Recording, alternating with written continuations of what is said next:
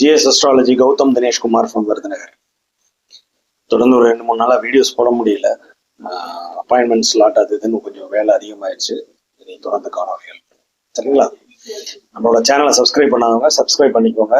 Like, share, comment, உங்களுடைய டவுட்ஸை comment செக்ஷன்ல post பண்ணுங்க. சரிங்களா? காதல் திருமணம் யாருக்கு? பொதுவாக காதல் திருமணம் அப்படிங்கிறது 5, 7, 9 இந்த வீட்டு அதிபதிகள் ராகு கேதுவோட சம்பந்தப்பட்டிருந்தாலோ இல்ல பொதுவா ஒரு ஜாதகத்துல 5ஆம் இடம், 7ஆம் இடம், 9ஆம் இடம் இங்கெல்லாம் ராகு கேது சம்பந்தப்படுறாங்க.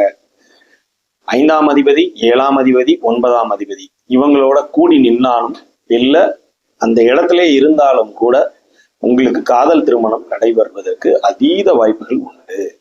சரிங்களா? அதே மாதிரி சிம்மத்துல புதன், சுக்கிரன் இருந்தாலும் இந்த விதி பொருந்தும். சரிங்களா? பொதுவா ராகு கேது 5ஆம் அதிபதி, 7ஆம் அதிபதி, 9ஆம் அதிபதி இவங்க கூட ராகு கேது இருந்துச்சுன்னா நிச்சயமா காதல் திருமணம் நடைபெறுவதற்கு நிறைய வாய்ப்புகள் இருக்கு. இதுல பாவ தொடர்பு வராம இருக்கணும். சனி செவ்வாயோட தொடர்புகள் வராம இருந்திருக்கு அப்படின்னா நிச்சயமா அந்த காதல் வெற்றி பெற்று திருமணம் வரைக்கும் போறதுக்கு வாய்ப்பு உண்டு. அப்படியே செவ்வாயோட தொடர்பு இப்ப கடகலக்கணம்லாம் பார்த்தீங்கன்னா செவ்வாய் தான் 5ஆம் அதிபதியா வருவார். அப்படி இருக்கும் போது குருவோட தொடர்பு இல்லை சுக்கிரனோட தொடர்பு இந்த மாதிரி ஏதாவது செவ்வாய்க்கு கிடைச்சிருச்சுன்னா இன்னும் அது ஒரு நல்ல இதா இருக்கும்.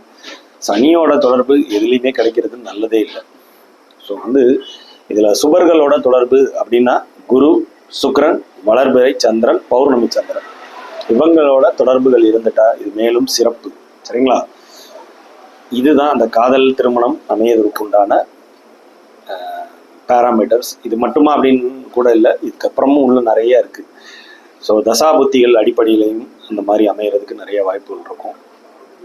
இது போக 2ஆம் அதிபதி இவர்களுடையும் ராகு கேது சம்பந்தப்பட்டாலும் லவ் மேரேஜ் முடிகிறதுக்கு நிறைய இடங்கள் அதையும் பார்க்க முடியுது. அந்த மாதிரி சரிங்களா?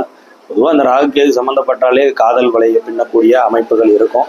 இதுல கேது கொஞ்சம் டிஃப்ரெண்டா இருப்பார். அவர் ஒரு மாதிரி உள்ளுக்குள்ளேயே காதல், மௌனத்திலே காதல்ங்கிற மாதிரி உள்ளுக்குள்ள கொஞ்சம் அப்படியே பூட்டி வைத்த காதலா இருக்கும் கேது ஓடுது. ராகு கொஞ்சம் எக்ஸ்போஸ்டா இருக்கும். இதுதான் டிஃப்ரென்ஸ். உங்களுடைய லக்னாதிபதி ராகு கேதுவோட கூடி நின்னாலோ இந்த அமைப்பு உங்களுக்கு வரும். சரிங்களா?